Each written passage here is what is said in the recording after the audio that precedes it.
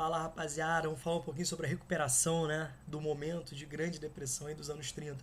Gente, o que acontece? O processo de recuperação perpassa por um processo eleitoral, perpassa pelas eleições, né, que ocorriam nos Estados Unidos. O presidente da época, Herbert Hoover, né, presidente do Partido Republicano, ele entra, né, e a crise vai explodir na sua mão, o processo de aprofundamento dessa crise, né, dessa constituição dessa depressão acontece nas suas mãos. Você pode imaginar que a população queria cortar a cabeça do cara, né, queria cortar a cabeça do sujeito, né, dos líderes, do governo, aquela coisa toda. Ou seja, a situação extremamente complexa, né, o desemprego elevadíssimo, miséria, pobreza, a população passando fome, vivendo de sopão na rua, tá bom? É nesse momento, nas eleições de 1932 nos Estados Unidos, nós temos uma polarização, né? Muito forte, não somente de partidos, né, o Partido Republicano Democrata, mas também de propostas, né, para salvar a crise. De um lado você tem Herbert Hoover, né, candidato republicano à reeleição, defendendo, né, aquela lógica do liberalismo, que a economia vai se autorregular, que o mercado vai salvar, né, o Estado, né, salvar a estrutura política para ficar tranquilo. E de outro lado você vai ter um político de grande nome, de grande renome, de grande ascensão, né, que era justamente o democrata Franklin Delano Roosevelt, né, nessas eleições, que defendia um Estado forte, uma intervenção, uma mudança de rumos, né, uma guinada, né, na estrutura política e econômica dos Estados Unidos. Bacana? Gente, vocês podem prever, né, os resultados dessa eleição. Então nós temos aí uma vitória significativa, né, do Franklin Delano Roosevelt, que vai se tornar presidente dos Estados Unidos durante um longo mandato, vai permanecer até quando ele morreu, né, ele foi reeleito aí várias vezes, até no início de 45, aí no cenário final da Segunda Guerra Mundial ele vai falecer, né, já doente, já debilitado, já andando em cadeira de roda, né, recorrendo, né, ao auxílio de cadeira de roda para poder se movimentar, bacana, mas ele vai ser um grande estadista, né, um político que vai ditar um novo rumo na política dos Estados Unidos, de certa forma vai marcar a época, não somente nos Estados Unidos, mas no mundo, tá bom? Beleza? Então nós temos aqui, né, a fácil tarefa do novo presidente, né, do Franklin Delano Roosevelt, que era justamente, né, reerguer a economia, recuperar a economia da época. E de fato, né, recuperar a principal economia do mundo, para que essa principal economia do mundo pudesse também auxiliar no processo de recuperação das outras economias do mundo. Então, a situação dele, a atitude dele, a prática dele traria consequências mundiais. De fato, naquele momento, o presidente dos Estados Unidos, né, cara, tudo que ele fizesse aí poderia trazer impactos, né, positivos até mesmo negativos. Cara, se tira hoje, certo?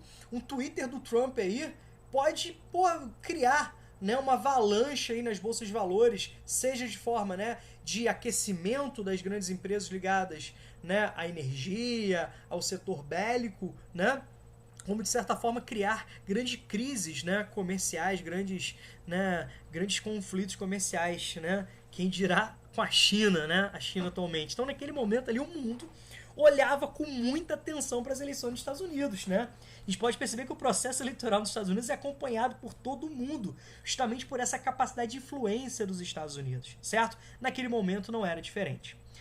A Roosevelt sobe, né, no seu palanque, né, nas suas propostas eleitorais, na sua plataforma eleitoral, defendendo, né, um novo rumo, defendendo um Estado forte, um Estado interventor, defendendo um novo acordo econômico que recebeu o nome de New Deal, esse novo acordo. Bacana?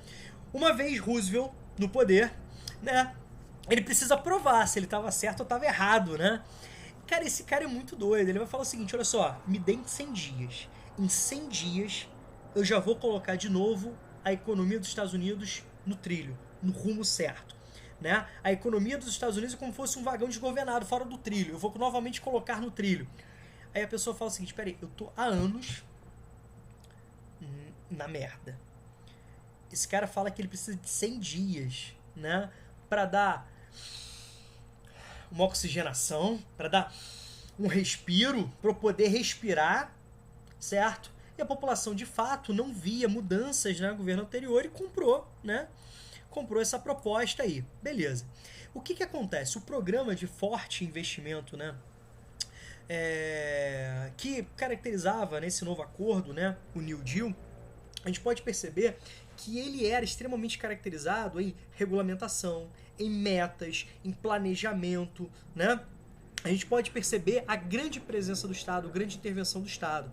É nesse momento que a gente precisa entender a proposta, né, desse cara aqui, ó. Aqui nós temos a figura de Roosevelt, olha só que bacana, bonitinho, certo? Olha só que legalzinho. E aqui nós temos a figura de um banqueiro, de um economista, né, inglês, John Keynes, né? Daí a expressão, né, keynesianismo, a proposta de um Estado forte, interventor, regulando, né, a estrutura produtiva, a estrutura financeira, né, regulando a economia, regulando a sociedade de uma forma geral. Bacana?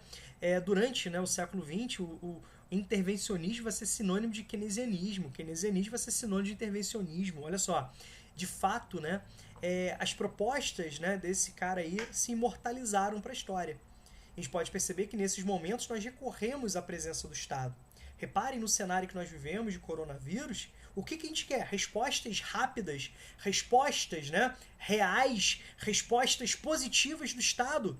Reparem que no momento de crise nós temos essa necessidade de recorrer a um Estado que vai de fato assumir as regras, né, assumir as rédeas da situação, implementando regras, né, impondo mecanismos visando, né, um bem coletivo. A gente pensa nisso, né, que o Estado assume a sua responsabilidade, seu papel, que os governantes assumem o seu papel, certo? Então, você pode já fazer esse link com hoje, certo?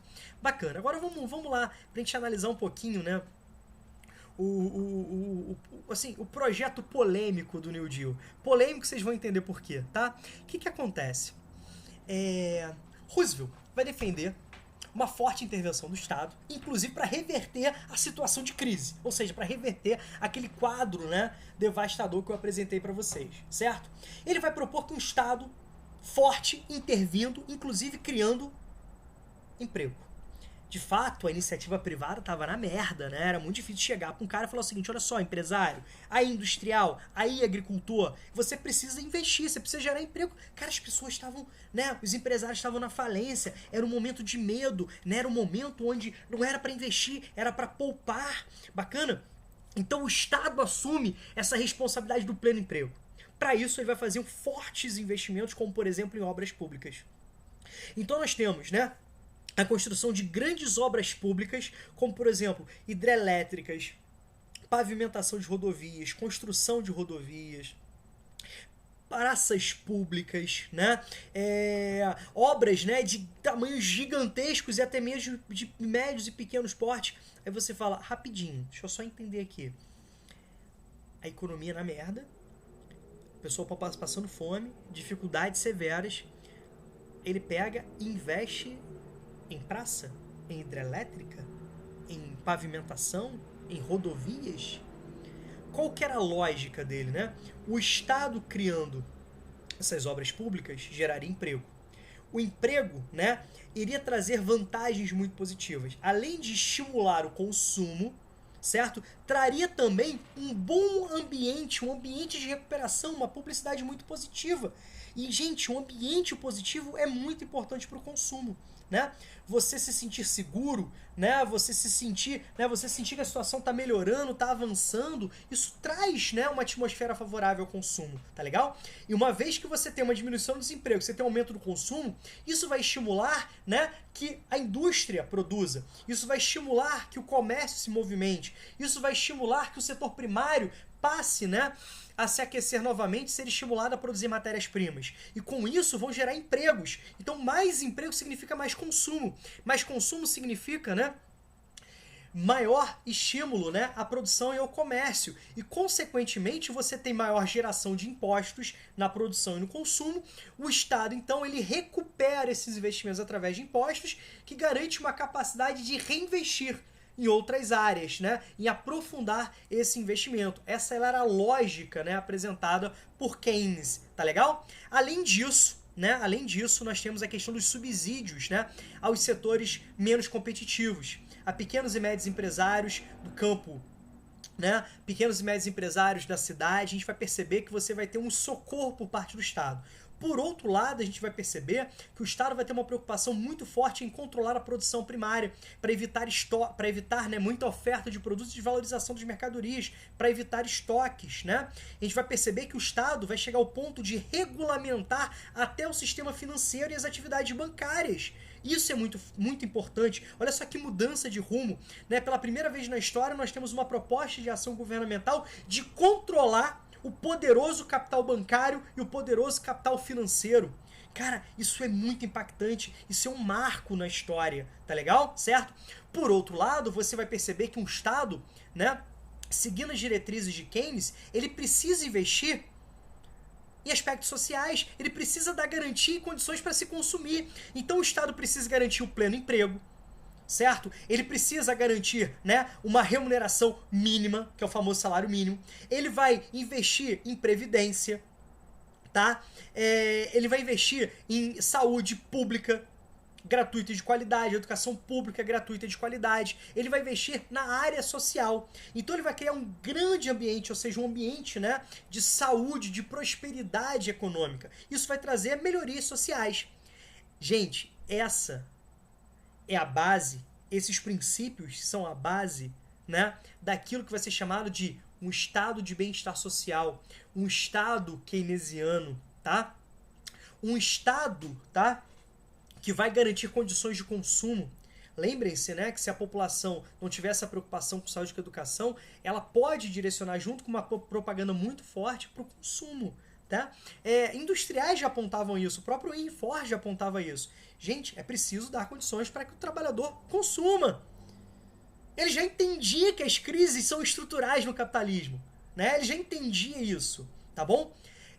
No pós-Segunda Guerra Mundial, nós temos a expansão desse modelo, a partir do avanço, né, da orientação social-democrata, certo? E o avanço do estado de bem-estar social também na Europa, tá? Em outras porções do globo no pós-Segunda Guerra Mundial. Tranquilo? Então, galera, eu queria apresentar para vocês aqui essa lógica, tá?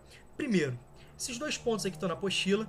Reparem, né, que aqui foi uma referência, né, o pacote de medidas, né, do New Deal, o pacote de medidas do governo Roosevelt, o pacote de medidas, né, que foram implementadas de 1933, ó, a eleição foi em outubro de 32, ele assumiu em janeiro, né, de 33, e esse programa, né, de recuperação econômica vai se estender até 1937, né? O New Deal vai se estender até 1937. Bacana? Então nós temos aqui o programa, né, o pacote de medidas que buscava a criação de empregos, consequentemente aumentar a renda das famílias e com isso garantir a ampliação do consumo.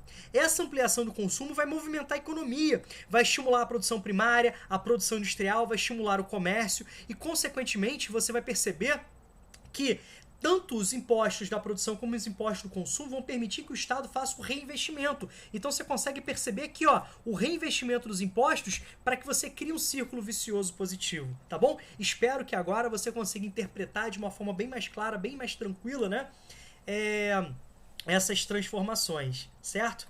Aqui, gente, nós temos a lógica do desemprego nos Estados Unidos. Eu quero que vocês, né, analisem esse gráfico. Primeiro, nós temos aqui, ó, 1929, a bomba explodindo. Nós temos o avanço, né, de um processo recessivo muito forte, gerando uma lógica depressiva. Então, você vai perceber o crescimento do desemprego. Aqui, gente, nós temos, ó, o início do New Deal, certo? O New Deal vai se estender até 1937, tá? Olha como o desemprego cai. Se o desemprego está caindo, porque está aumentando o emprego. Se está aumentando o emprego, está aumentando o consumo. Então você pode perceber que você tem uma recuperação econômica, tá legal? Mas repare que na sequência nós temos de novo um período recessivo, tá? Nós temos de novo um período recessivo. E depois, né, com o estourar da Segunda Guerra Mundial, com o explodir da Segunda Guerra Mundial, e principalmente a partir de 1941, quando os Estados Unidos entram de fato oficialmente no conflito, nós temos uma queda brutal do desemprego. Obviamente, né, a máquina bélica exigia muitos trabalhadores, tanto como força, né, militar direta, como também uma lógica de produção, né, para atender essa demanda industrial. Certo? Então isso, né, faz com que muitos especialistas apontem que a recuperação, digamos assim, desse período depressivo só se deu de fato, né, no contexto da Segunda Guerra Mundial. Tá legal? Certo? Gente, espero que vocês tenham entendido, espero que vocês tenham, né, tido essa percepção, conseguido fazer essas relações que nem sempre são claras, nem sempre são diretas, nem sempre, né, são fáceis de serem feitas, tá bom? E qualquer dúvida aí é só mandar que a gente tá junto, tá bom? Espero que eu tenha ajudado vocês aí, que o entendimento tenha, né, tenha sido satisfatório, tá bom? Beijão pra vocês, grande abraço, até a próxima aí, tá bom?